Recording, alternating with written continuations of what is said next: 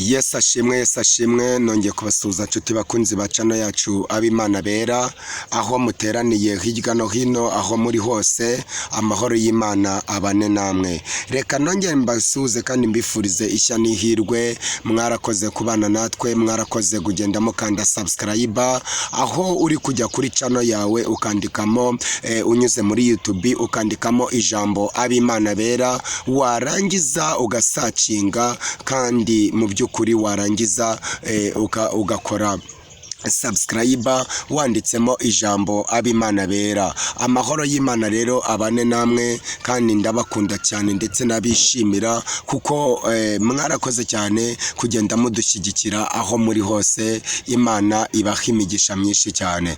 So rero nongeye kubasuhuza kandi nongeye kubaha karibu n'ikaze, mbifuriza ishya n'ihirwe. Reka ngire nti Yesu Kristo Nyagasani Yezu akuzwe, niko abanyagatolika bavuga, ariko mu barokore bagira bati Yesu ashimwe ashimwe. Rero amahoro y'Uwiteka abane namwe. Uyu munsi rero twabazaniye ijambo ry'Imana, ariko mbere yuko turizana reka tubanze dusenge mu izina rya Yesu. Mwami Yesu, mwana w'intama w'Imana ukura ibyaha by'abari mu isi, wowe utabara ugatabarukana itsinzi, wowe urengera kandi wowe ubabarira, wowe utabara ugatabarukana itsinzi zawe. Reka imigisha yaboneke muri twe, reka ineza yaboneke muri twe, reka uganze kandi utegeke mu izina rya Yesu. Reka inkomezi zawe n'amahoro zawe bitubonekeho. Uwiteka kera bakuringiraga bari mu mahoro, kandi tugufite nitwifuza undi murengezi. Bana natwe dufashe dushyigikire, kandi abateze amatwi bose ubagirire neza kandi imigisha yawe babonekeho. Uwiteka ndagushimiye ndaguhimbaje ko wera kandi ukazabana n'abera. Nanjye mbyatse Imana nizera izina rya Yesu Kristo w'i Nazareti, amen. Reka rero mbaririmbire indirimbo nziza, hanyuma niturangiza tubavugira n'ibisigo n'ibisingizo bya nyiricyubahiro Uwiteka, kuko Imana itabara igatabarukana itsinzi, ni Imana ikora imirimo n'ibitangaza. So rero reka mbanze mbaririmbire umuririmbyi mwiza cyane kandi mu by'ukuri abashe kubanyura aho muri hose, aho mugenda mudukurikirana. Imana ibahe imigisha myinshi cyane.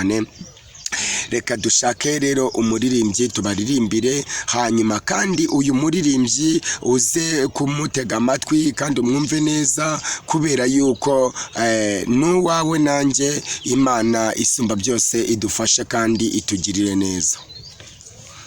Mana Data wa twese ushimwe usingizwe ku isi hose.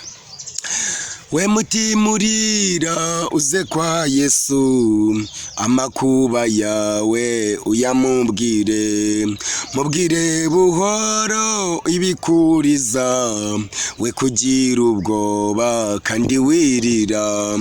Bwira Yesu byose n'inshuti yawe, ibikubabaza nibigutera, arakunda afasha abashavuye. Yesu wizera ijambo rye kandi wirira, abaremerewe nibiruhanya, babyire ko Imana yabaruhura, ubahumurize utumukiza. Yesu amara agahinda none wirira, abaremerewe nibiruhanya, babyire ko Imana yabaruhura, ubahumurize utumukiza. Yesu amara agahinda kandi wirira. Bwira Yesu byose n'inshuti yawe, ibikubabaza nibigutera, arakunda agafasha abashavuye. Yesu wijera ijambo rye kandi wirira, arakunda afasha abashavuye. Yesu wizera ijambo rye kandi wirira. Murakoze cyane. Reka turirimbe undi muririmbyi ufasha muri iki gihe, kandi amahoro y'Imana akomeze asagambe kandi akomeze abane namwe mu izina rya Yesu Kristo w'i Nazareti. Mana yanjye, Mana igira neza, sinzigera nkuvaho, sinzigera nakureka, shingiye mu byo wakoze no mu byo ugikorana uyu munsi. Mwami wanjye ndagukunda kandi njye ndakwishimira, kuko ushoboye byose. Warandemye mwami uhereye ivuka ryanjye, wabanye nanjye iteka, uhora ungirira neza. Njya nkubona mwami wanjye igihe nihebaga kandi ndi no mu bibazo, wabanye nanjye data, urandwanirira ndabibona. Urukundo rw'abantu rwashizeho ariko urwawe ntirushiraha. Nyiricyubahiro Uwiteka, nyemerera ujye uhorana nanjye, nyemerera ubane nanjye. Nyiricyubahiro ubaho, komeza utugirire neza, ibambe ryawe riganze. Mwami ushobora byose, reka tugushimire. Waremye isi yose mwami, wadendeje inyanja ndetse n'ikirere mana, wagiye ubana natwe haba mu byago Yesu ndetse no mu makuba, watugiriye neza mwami, turabibona turagushima. Nibutse ibihe bya kera, igihe insengero zakoraga, ibiterane hirya no hino byarasengaga bigacika, abantu bakihana. None nyiricyubahiro, ko mbona ibiterane bibuze, ese watugiriye ibambe, mwami ukongera ukabigarura. Dore abantu benshi mwami baraguye, abandi bararambaraye, ariko nyiribambe mwami hari icyo wadukorera, ugakorera mu bayobozi, ugakingura izisengero, abihebye bakagaruka, abaguye bakongera bagasubira mu nzu yawe nyiribambe. Reka njye nibuka igihe twajyaga duteranira mu masoko, reka nibuke n'igihe imiburo yagendaga iboneka, imihuro hirya no hino, abantu bagasenga, abandi bakabyina, maze hakihana benshi. None ubu dore baguye isari, nyiribambe waduhaye ubuyobozi bwiza n'ukuri, ongera ubuhe gusura isengero mwami wanjye, ijujuje ibyangombwa buzifungure mana. Abantu baguye isari bongere basubire mu nzu yawe, maze basenge kandi baguhimbaze. Ndabyumva neza yuko udafata umwanzuro nta mpamvu, ariko nyiribambe wambwiye kuja guhemba, umbwira kuja guhana. Niyo mpamvu nyiribambe ngusabye ngo imbabazi zawe zigere muri iyi si yacu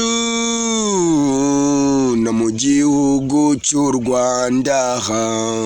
Reba abakuru b'ibihugu abo bakoreremo mwami, reba perezida wa repubulika nyakubahwa Paul Kagame, mwami wancu umugirire neza, umuha ubwo bwenge bwawe, umuha izo mbaraga zawe, abashe kutugirira neza. Mwami umukoreyemo isengero n'ukuri, ndazinihiye ndi mu butayu, kugira ngo uzifungure. Nyiribambe n'ukuri ndakwinginze tugirire neza, weze imitima yacu twese utugirire n'imbabazi, maze ugaruke mu byacu mwamuturengerehe. Murakoze cyane. Ikindi twari dusigaje kubabwira, nanjye ndi n'umusizi ariko ngasiganuza ibya Kristo. Reka mbabongeho ubutaha tuzongera tubikore neza mu izina rya Yesu Kristo w'i Nazareti.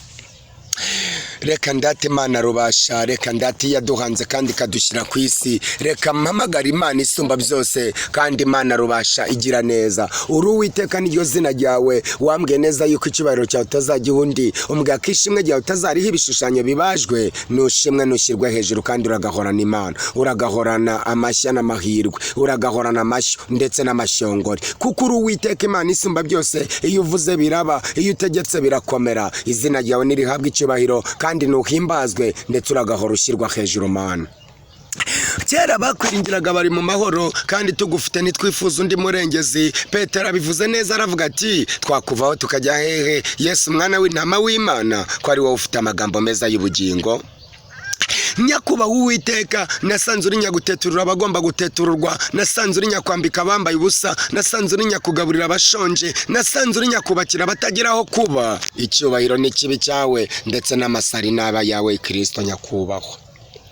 Uri Uwiteka Imana isumba byose. Kera bakwiringiraga bari mu mahoro, kandi tugufite ntago twifuza undi murengezi. Nasanze ntawe wakwizeye wakozwe n'isoni, nasanze ntawe wakwambaje wambaye ibara. Uragahorana Imana kandi uragahora ishya, kandi uragahorana Mwami ishyanga ryawe ryera. Ishyanga ryawe ryera Imana, ndakwinginze rihoreho imyaka yose, nirihoreho iteka yose. Kandi reka kera bakwiringiraga bari mu mahoro, nyakubaha Uwiteka, natwe bagahenge dufite ndetse n'amahoro dufite ni ukubera wowe Mwami, kubera ko utagiye uyoborana igitugu, ahubwo uyoborana ubutware bwawe, ukayoborana imbaraga zawe. Imbaraga zawe niziganze. Narabibonye inshuro nyinshi cyane ubwo witamururaga mu itanura ry'umuriro, ubwo Meshake, Meduraka na Bedenego, abo ngabo bari batawe mu itanura ry'umuriro, maze ukora igitangaza gikomeye cyane. Wereka umwami Nebukadinezari, kandi ari umunyamahanga, atangira kubona ko mu muriro hari abantu bane, kandi yari yajugunyemo batatu. Habwa impundu, ayi, habwa impundu, ayi. Nyiricyubahiro Uwiteka, ngiye kuvuga ibyawe bwakwira bugacya ndetse ibindi bigataha. Ariko reka nibuka aho wankuye mu busambanyi, yewe unkura mu busambanyi bwari bukomeye, unkura mu bwibone no mu bwigunge. Mana data wa twese, wagiye undinda, unyiza ibyago, undinda amakuba, wagiye unyiza abagizi ba nabi, unyiza izo za gereza ndetse n'ibindi. Ese niki cyatuma ntagushimira? Shimwa shyirwa hejuru, gahorana ishya, gahorana amahoro, gahorana abantu bawe bakubaha, kabyara abana benshi cyane. Ndagushimira ko muba wabyaye nanjye ndimo. Nyiricyubahiro Uwiteka, ese nakuvaho nkajya hehe? Ko ari wowe ufite amagambo meza y'ubugingo. Ngo nuko muri icyo gihe, ngo muri iryo joro, ngo umwami Nebukadinezari ngo uramusura, yewe ngo amaze kwishyira hejuru, ngo avuga yuko i Babuloni ngo ari we murwa ngo yiyubakiye, ngo urangije umwemeza yuko ari wowe wimika abamukimika abandi, wimura abamukimika abandi, kandi data ari wowe wicaza ugahagurutsa. Ngo nuko aramuga ngo Nebukadinezari we, burya wibeshye, kuko ubu tuvugana urabugiye kurisha imyaka 7 mu ishyamba. Ibyo ngibyo ntago byatinze, wahise ujyana Nebukadinezari mu ishyamba, ngo nuko umuhindura nk'igisimba, aho yuburiye amaso kandi akamenya kukiza, akamenya ko ari wowe wimika abamukimura abandi. Ngo yahise atangira kugusingiza. Wamaze kugusingiza nawe uravuga uti noneho ubwo wibutse ko ari jye uri hejuru, reka ngukure mu ishyamba. Umva igitangaje cyawe wa Mana we. Ngo nuko Nebukadinezari ngo avuye mu ishyamba, ngo ahura n'ingabo ze zije kumureba. Nkibaza nawe nkakwibazaho, nese muri icyo gihe cyose mu myaka 7 yose izo ngabo ze zari zajyanagiye, kuki zitaje kumureba akiri mu ishyamba? Ariko icyo ngushimira wa Mana we, iyo ukuye abantu mu ishyamba habakuru habakuye. Nanjye Dawidi nagiye mbibona, nanjye nizeye neza ko nkuye mu ishyamba, nyaguhora ku ngoma, nyir'ubwiza, nyir'uburamba, kandi nyir'ubutungane, nyir'icyubahiro, nyir'ubutungane, uhambaye isumba byose. Ndagushimiye ko hari ibyo ushyizeho iherezo ku bantu bawe bakwizeye ndetse bakwisunze, bagushakanye umwete. Mwami, nta cyatuma ntaguhimbaza. reka mvuge Imana isumba byose, reka mvuge rubasha nabonye, reka mvuge iyera kandi tuyahirengeye, reka nabaze kandi ntabaze Uwiteka kuko uri Uwiteka Imana isumba byose. Ese niki cyatuma ntagushima? Warengeye ababyeyi, urengera abakobwa, warengeye abagabo, urengera abasore, wagiye urengera abana batoya nyakubahwa, wagiye urengera abatagira shinge na rugero. Ndabibona ni wowe ujya wita ku pfubyi n'abapfakazi, ni wowe ujya wita ku batagira kirengera. Shimwa ashyirwa hejuru kandi akira amasari yawe nyaguhora ku ngoma kuko uri Uwiteka Imana isumba byose. Mana reka nibuka bari barabuze imbyaro, wagiye ubaka imbyaro baraheka. Mana reka nibuka abantu bagiye barwarira mu bitaro, wagiye ubavura bakura mu bitaro bameze neza nta vumbiri batumutseho, ahubwo bakiza indwara zabo. Wagiye udukiza za karande, ndabibona, uturinda ubwandu bwa sida, ndabibona. Ntabwo ngiye gukina no kubabufashe, ariko nabo kandi uri kuborohereza kuko wahise ushyiraho ikinini kigabanya urukingo kandi kigabanya ubukana. Nushimwe ushyirwe hejuru, ntabwo wemeye ko begeze bapfa kuko nabo wabaremye Mwami. Ariko ntago nishimiye abo barwayi ba sida kubera neza ko data uwe twese tuzi neza ko sida yandurira mu byaha. Ariko nyakubaha Uwiteka, twebwe tukira amahoro, komeza turinde ndetse nabo ngabo baturindire Mwami kuko nabo ni abantu waremye. Reka nushimirira abayobozi b'igihugu cy'u Rwanda, watwihereye abayobozi, uduhereza ubuyobozi bwiza, uduhanya kuba perezida wa Repubulika Paul Kagame hariya. Uwiteka tuyoborana ubugwaneza ndetse n'umwuka wawe w'amahoro, kandi data Uwiteka yaraturwaniriye, umushyigikiye ndetse umufashije, uramutsindishiriza, umuha gutsinda. Izina ryawe rihabwa icyubahiro kandi nawe aho yicaye reka mvuge ngo nagahorane ingoma yiwe kuko yarayitsindiye, niwe wahisemo kuyihereza icyubahiro n'ikibi cyawe. Mana reka ndeba abantu bari hirya no hino, abatagira shinge na rugero, abapfakazi n'ipfubyi, ababana n'ubumuga ubwo ari bwo bwose, wagiye ubana nabo bagirira neza, ugenda ubarinda biramenyekana. Uwiteka ninde utakuvuga? Ese ninde utagukorera? Wa Mana we wantwariwe, reka ngutabaze kuko ndi Dawidi wawe mu ishyamba. Ndamwibutse ko yarwanye n'intare akarwana n'ibindi bikoko, ariko Uwiteka ngo igihe kigeze umuha kwimikwa bumwami. Uwiteka Mana, natwe bari wowe utwimikisha amavuta yawe, utwimikisha imbaraga zawe, ariko kandi ikiruta ikindi uzama ubugingo kuko icyo duharanira muri iyi si ni ubugingo. Kandi nyaguhora ku ngoma, buri uko dutenebutse ujye udutora, buri uko tuguyisara Mwami uturamize ikiganza cyawe, buri uko tunyuze ahanyerera uhadukize. Kandi data Uwiteka ibyago n'amakuba ujye ubiturinda kuko uri Imana igira neza. Shimwa nyaguhora ku ngoma, shimwa kandi uhimbazwe. Igihe kimwe Mwami ngo nukuritegereza, ngo urareba uravuga ngo icyubahiro cyawe ntawe uzagiha undi, ngo ntabwo uzagiha undi, ngo ndetse n'amashimwe yawe ngo ntuzayaha ibishushanyo bibajwe. Ndagushimiye kuri umubyeyi wanjye, wambereye papa, umbera mama, wambereye Mwami ababyeyi. Dore jyewe Dawidi wawe, urabizi neza ko ari weho papa na mama ngira, ariko naje kumenya kuri indi bintu kandi ukarinda ijambo, ukarinda n'uwo waribwiye. Kuko ndibutse igihe kimwe ngo Aburahamu uramuga ngo haguruka ujye mu gihugu nzakwereka, ngo nuko ahageze yewe ngo atangiye kuvuga umugore we ngo yuko ngo ari mushiki we, ngo atangiye kumwihakana mwita mushiki we, ngo n'umugore we akavuga ko ari musaza we, ngo nuko umwami Abimeleki amubufashe, ngo amaze kumutwara ngo nijoro umufatiraho inkota. Akira ibyubahiro Mana kuko ujye uturindira ibyacu aho biri hose, wakira ibyubahiro. Abimeleki uyu nguyu ngo yabyutse abwira Aburahamu ngo wadukoze ibiki mu bwami bwacu, ngo kandi ari ubwami bukiranuka? Ngo niki cyatumye utubwira yuko ngo uyu mugore ari mushiki wawe, ngo kandi ari umugore wawe? Ngo nuko Aburahamu abuze icyo asubiza, ngo aravuga ngo nuko nibwiraga ko ngo muri iki gihugu cy'Igerari ngo hariho ngo batazi Imana. Ngo nuko Abimeleki nta kindi yakoze, yafashe amafaranga yewe afata amatungo, afata n'amashyo ndetse n'abagaragu ndetse n'amafaranga yo gukuraho umugayo Sara, ngo hanyuma bisubiza umugabo we. Ngo nuko arangije aramuga ngo igihugu kiri imbere yawe, utura aho ushaka. Turagushimiye ko duhaye aho gutura aho dushaka. Nyakubahwa nyaguhora ku ngoma, kuyavuga si ukuyamara, kuyatindamo si ukuyavuga. Uwiteka Mwami nyakubahwa, kereka iyo nza kugira umwironge nkakuvugiriza imyironge, iyo nza kugira gitari nkakuvugiriza yewe gitari, iyo nza kugira inanga nkagucurangira. Ariko Uwiteka shimwa, singizwa, himbazwa, shyirwa hejuru kuko wera kandi uzabana n'abera. Iyi ni imivugo kandi data ndagushimira, ndacyatera intambwe kandi ndacyatera imbere. Niba ubishaka uzongera unyagure mu bwenge, unyagure mu mwuka wera, unyagure mu ndimi. Ayi Uwiteka Mana uzangeze kure cyane ndetse na hafi. Kandi Uwiteka Mwami uzamuze n'abakomeye n'aboroheje, kandi reka abanyamugisha bawe bumva Mwami rivuga butumwa, bakumva imisigo n'ibisingizo. Uwiteka nyiri icyubahiro